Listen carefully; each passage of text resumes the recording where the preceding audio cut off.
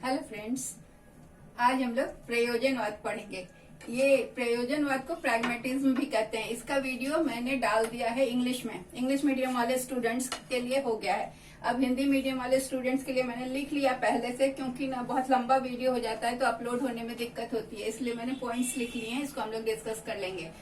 तो प्रयोजनवाद को हम और क्या क्या कहते हैं? भौतिकवाद भी कहते हैं। कारणवाद, भौतिकवाद। अब आप कहेंगे कि लिखेंगे कहाँ हम? ये भी बात सही है। तो भौतिकवाद सुन लीजिए। भौतिकवाद, कारणवाद, फलवाद, अनुभववाद, ये सारे वाद, जैसे यहाँ लिखते हैं भौतिकवाद, कारणवाद, अनुभववाद और फलवाद, ये सारे प्रयोजनवाद के पर्यायवाची शब्द हैं। मतलब ये सब भी अगर पूछा जाए तो इससे यही समझना है कि ये प्रयोजनवाद की बात कर रहे हैं। उपयोगितावाद भी, उपयोगितावाद, ठीक है। तो ये सारा चीज हो गया कि ये हम प्रयोजनवाद को किस किस नाम से बोलते हैं। तो उपयोगितावाद, भौतिकवाद, कारणवाद, अनुभववाद और फलवाद, ठीक है। ये प्रयोजनवाद का मानना है कि सत्य वही है जिसे हम सिद्ध करके दिखा सकते हैं। दैट मतलब सत्य वही जिसे प्रूव किया जा सके, प्रूव करके हम दिखा सकते हैं, तो वही सत्य माना जाता है, ठीक है। तो सबसे ज्यादा मतलब इसमें प्रयोजनवादी जो थे उसमें नाम आता है विलियम जेम्स।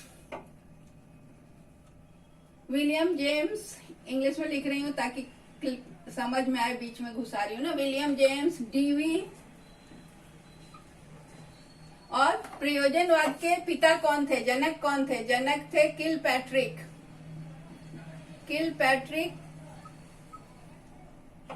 प्रयोजनवाद के जनक थे। मैं इसको मिटा रही हूँ। प्रैग्मेटिज्म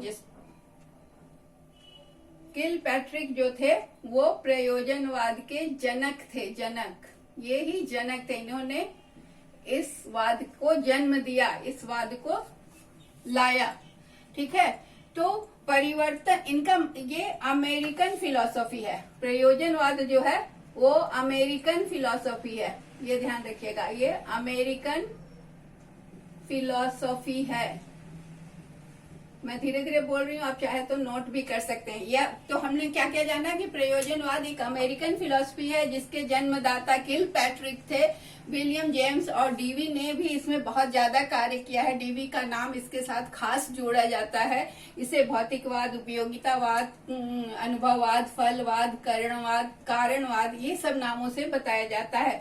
इसका मानना है प्रयोजनवाद का कि सत्य वही है, वही ट्रुथ है जिसको हम सिद्ध कर सकते हैं। जो सिद्ध नहीं किया जा सकता वो सत्य नहीं होता। इनका मानना है कि परिवर्तन जो है वो शाश्वत है, मतलब हमेशा होता रहता है। आज जो चीज है वो कल नहीं रहेगी, तो इसलिए परिवर्तन हमेशा बदलता रहता है। परिवर्तन का मतलब ही हुआ बदलना। तो ये शाश्वत सत्य है जो लगातार चलता रहता है। उन्होंने ये आदर्शवादी जो थे ना, ये आदर्शवाद नहीं, ये जो प्रयोजनवाद है वो आदर्शवाद और प्रकृतिवाद के बीच का मार्ग है। ये मध्य मार्ग कहा जाता है कि ये आदर्शवाद और प्रकृतिवाद दोनों का कुछ लेकर बीच से निकला है। तो इसे मध्यवाद भी कहा जाता है या मध्य मार्ग भी कहा जाता है। यह ग्रीक वर्ड प्रैग्मा से लिया गया है। प्रैग्मा, इसका ये वर्ड कहाँ से आया? प्रैग्मेटिज्म, ये ग्रीक से आया गया, जिसका मतलब होता है क्रिया, अनुभव और प्रयोग। इसलिए प्रयोजनवाद जो है वो क्रिया पर बहुत ज्यादा बल देता है, फिर एक्सपीरियंस, अनुभव पर बहुत ज्यादा बल देता है और एक्सपेरिमेंट पर बहुत। तो इसमें प्रयोग किया जाता है, क्रिया, ये एक्शन बेस्ड होता है और एक्सपीरियंस बेस्ड हो जाता है। तो इसमें तीनों चीजों का महत्व है। तो ये अनुभव पर बहुत ज्यादा बल देता है। तो इसका कहना है कि जब सत्य तब तक सत्य नहीं है। इसको बहुत ध्यान देने की जरूरत है कि इसका बेस लाइन क्या है, टैग लाइन क्या है, कि सत्य तब तक सत्य नहीं है जब तक वो प्रमाणित नहीं किया जा सके। ये भगवान पर विश्वास नहीं करता है, गॉड पर, भगवान पर विश्वास नहीं करता प्रयोजनवाद। ठीक है, भगवान पर विश्वास नहीं करता। और इसके ये किस पर विश्वास करता है? अनुभव पर, और अनुभव ही सत्य है। जो अनुभव से ज्ञान होता है और ज्ञान ही अनुभव है, इनका मानना है। प्रैग्मा से लिया गया, ये पता हो गया। अब इनका सबसे इंपॉर्टेंट चीज है कि ज्ञान अनुभव से आता है, ठीक है, और अनुभव ही ज्ञान है। मतलब ये दोनों को इन्होंने एक माना कि ज्ञान ही अनुभव है और अनुभव ही ज्ञान है, ठीक है। तो ये अब इसमें हम जानेंगे अब इसके विभिन्न एस्पेक्ट, जो कि हम सब इसमें देख रहे हैं कि शिक्षा का उद्देश्य क्या है, पाठ्यक्रम का सिद्धांत क्या है, शिक्षण विधि क्या है, और अनुशासन कैसा था, शिक्षक की भूमिका क्या थी, छात्र का क्या रोल था, ये सारी चीजों को हम जानेंगे। तो मैंने समय बचाने के लिए पॉइंट्स को लिख लिया है, ठीक है। तो इसमें कोई दिक्कत तो नहीं होनी चाहिए आप लोगों को समझने में। तो अब हम आगे बढ़ते हैं। इसमें सबसे ज्यादा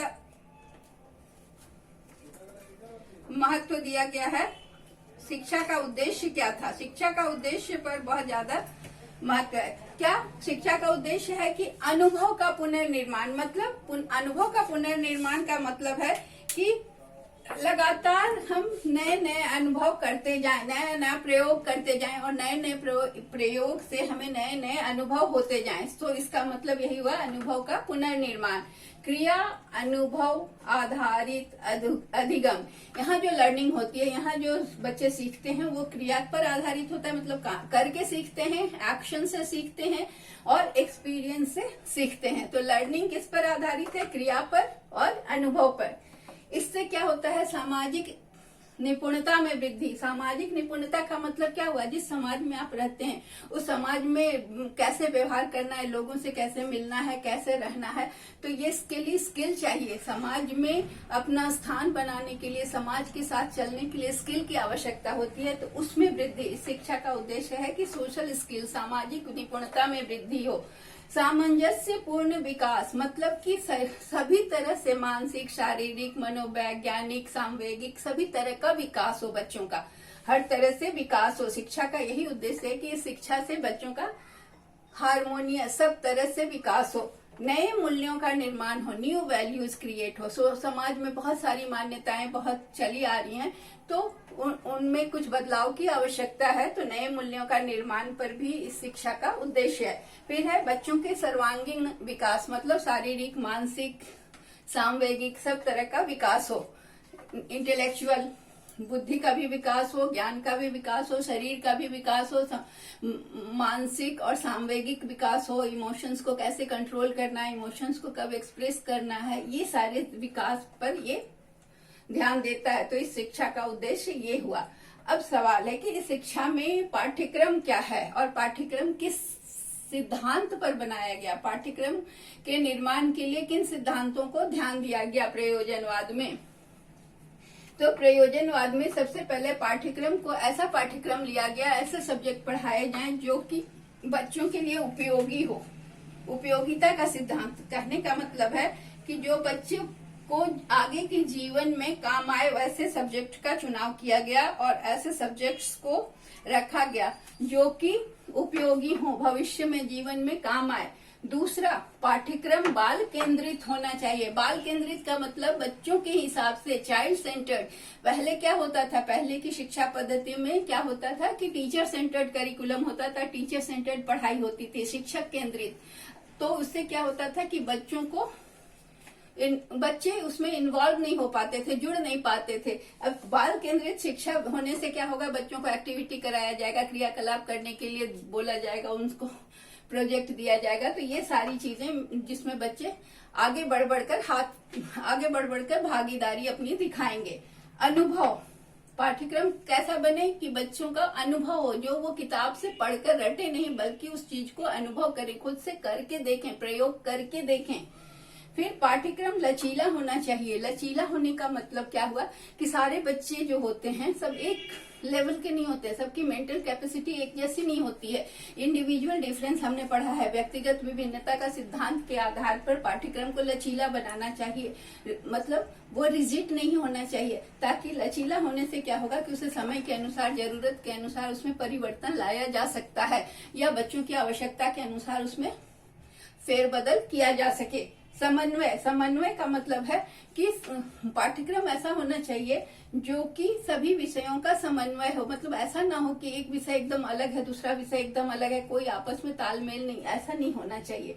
और एकीकरण का मतलब है कि इसमें खेल कूद, पढ़ाई, शारीरिक क्षमता का विकास, बाद मत प्रयोग करने का, मतलब सब तरह की कार्यकलापों और क्रियाकलापों का विकास हो। तो पाठ्यक्रम का सिद्धांत में सब्जेक्ट क्या क्या रखा गया, तो इसमें सब्जेक्ट रखा गया, विषय था भाषा,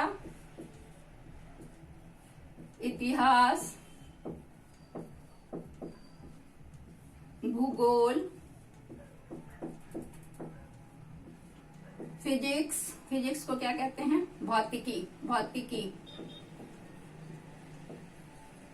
भौतिक शास्त्र,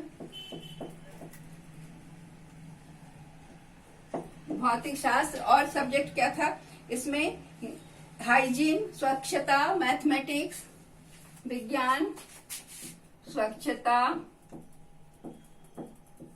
विज्ञान,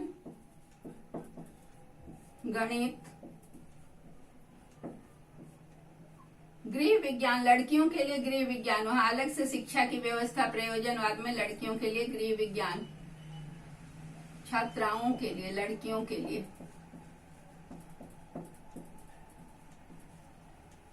ये विषय रखे गए थे। इसके अलावा एग्रीकल्चर, इसके अलावा और था कृषि, यहाँ पर मैं लिख रही हूँ कृषि,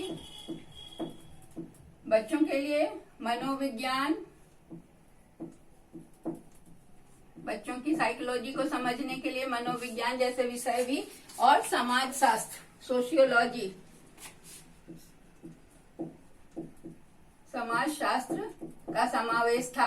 क्या क्या सब्जेक्ट पढ़ाए जाते थे, कृषि, मनोविज्ञान, समाज शास्त्र, भाषा, इतिहास, भूगोल, भौतिक शास्त्र, स्वच्छता, विज्ञान, गणित, गृह विज्ञान जो कि लड़कियों के लिए थे, और कृषि मूलतः लड़कों के लिए था। तो ये विषय की पढ़ाई होती थी। अब शिक्षण विधि में कौन कौन सी शिक्षण विधि अपनाई जाती थी, तो शिक्षण विधि में प्रोजेक्ट विधि सबसे इम्पोर्टेंट है। इसी प्रोजेक्ट विधि को प्रयोजनवाद से जोड़ा जाता है और इसी से इसकी पहचान है। तो प्रोजेक्ट विधि में शिक्षक का रोल बहुत अहम होता था। शिक्षक प्रोजेक्ट चुन के लाते थे और बच्चों को प्रोजेक्ट देते हैं, और उस बच्चे क्या करते हैं कि उस प्रोजेक्ट में टीचर ने बता दिया, प्लानिंग कर दिया, उसके बाद वो काम पर निकलते, टीचर उन्हें गाइड करते हैं जहां पर उन्हें दिक्कत होती है, शिक्षक उन्हें समझाते हैं और वो नोट्स भी लिखते जाते हैं। जब प्रोजेक्ट वर्क में लगते हैं तो क्या सीखा उन्होंने और क्या गलतियां की, उन्हें ये भी नोट करना पड़ता है, ताकि फिर फ्यूचर में या भविष्य में जब इस पर कोई काम करें तो उन गलतियों से वो कुछ सीखें और वो गलतियां दोहराए ना। फिर कक्षा परिचर्चा, जिसको क्लासरूम डिस्कशन कहते हैं, तो कक्षा में परिचर्चा करने से बहुत सारे बच्चों का इन्वॉल्वमेंट होता है, सारे बच्चों की भागीदारी होती है। तो इसलिए शिक्षण विधि में कक्षा परिचर्चा को भी महत्व दिया गया। समस्या समाधान, प्रोजेक्ट मेथड में समस्या समाधान विधि को भी अपनाया गया। छात्रों के सामने कोई समस्या किसी तरह की या मैथ्स का ही प्रॉब्लम दे दिया जाता था, जिसे छात्र अपने से सॉल्व करते थे। तो क्या होता था कि कई छात्र बहुत तेज होते, तो एक समस्या का समाधान कई तरीके से भी निकल आता। तो समस्या समाधान के कई तरीके भी निकलते थे। ज्ञान और अनुभव, नॉलेज, एक्सपीरियंस से वो जाकर खुद से करके जो अनुभव प्राप्त करते थे उससे ज्ञान आता था। तो ज्ञान और अनुभव, हमने पहले भी बताया कि ज्ञान से अनुभव होता है और अनुभव से फिर ज्ञान होता है। तो ये तारतम्य चलता रहता है। फिर वैज्ञानिक विधि, साइंटिफिक मेथड, जिसमें वो लेबोरेटरी में भी जाते थे और वैज्ञानिक प्रयोग करके भी सीखते थे। उसके अलावा प्रयास और त्रुटि विधि, जिसे हम कहते हैं ट्रायल एंड एरर, मतलब कि प्रयास करना, गलतियां होंगी, फिर प्रयास करना।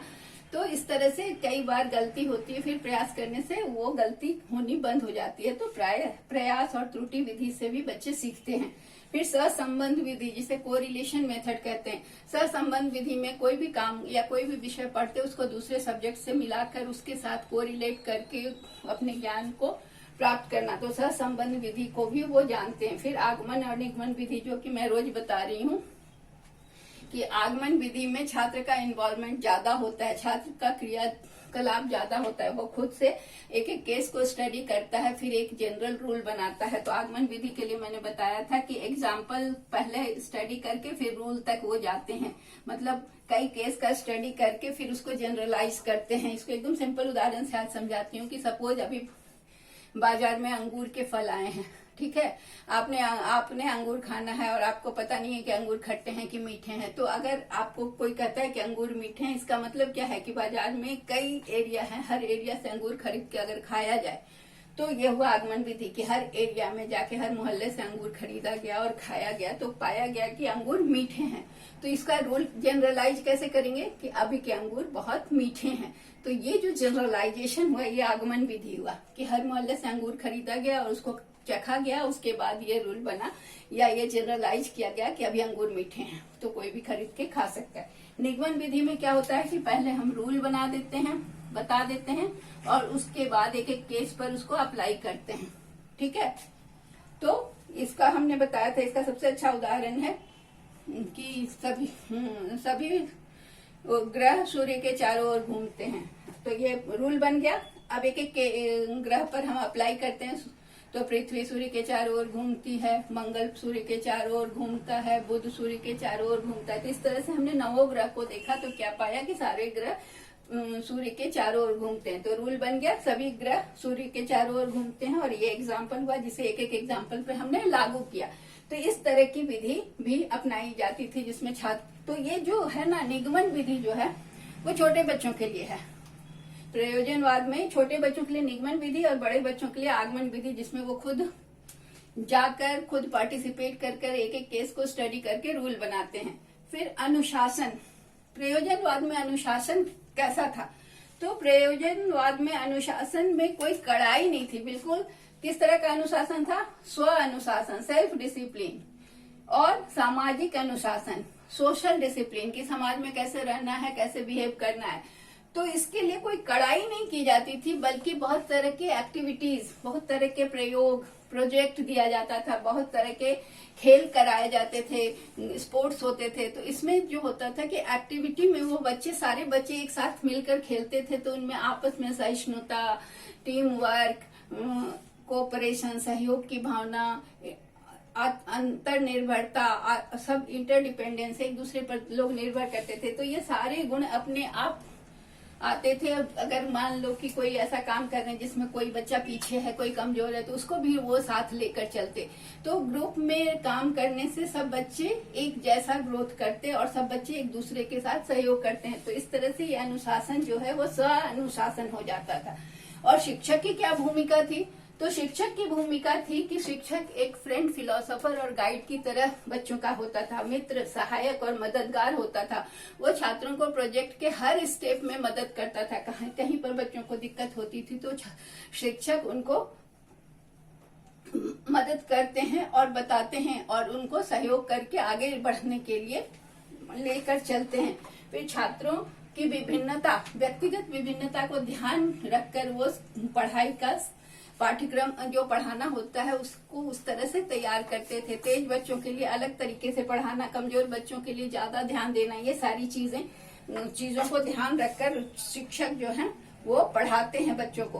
तो इस तरह से क्या होता है कि टीचर जो है वो बच्चों के साथ मित्रवत व्यवहार करके सहायक की तरह खड़े रहते हैं। तो बच्चों में इससे आत्मविश्वास बढ़ता है और उनकी मनोदशा जो होती है वो सीखने की ओर तत्पर होती है। फिर छात्र का स्थान जो था, छात्र समाज का क्रियाशील सदस्य माना जाता है और विद्यालय जो है वो समाज का एक अंग है। इसलिए छात्र का जैविक मतलब बायोलॉजिकल शारीरिक विकास, मनोवैज्ञानिक मतलब मानसिक विकास और सामाजिक विकास विद्यालय में किया जाता है। विद्यालय में इस बात का ध्यान रखा जाता है कि बच्चों का सर्वांगीण विकास हो, बच्चे समाज के निर्माता के रूप में तैयार हों और भविष्य में वो समाज में सहायक हों। तो इस तरह से हमने जाना कि प्रयोजनवाद जो है यह बिल्कुल नया मध्य मार्ग है आदर्शवाद और प्रकृतिवाद का, जिसमें प्रकृतिवाद का भी लिया गया है, आदर्शवाद का भी, शिक्षक की भूमिका है, छात्रों का अनुशासन का, ये सारी चीजों को लिया गया है। तो इस तरह से बच्चों का ये ऑल राउंड डेवलपमेंट मतलब सर्वांगीण विकास को ध्यान में रखकर ये काम करता है और सत्य को बिना परखे, बिना सत्य को सिद्ध किए ये मानता नहीं है। इसलिए सत्य वही है जो प्रूव्ड हो, यही यहाँ इसका सबसे मेन पॉइंट है। So that's all, thank you.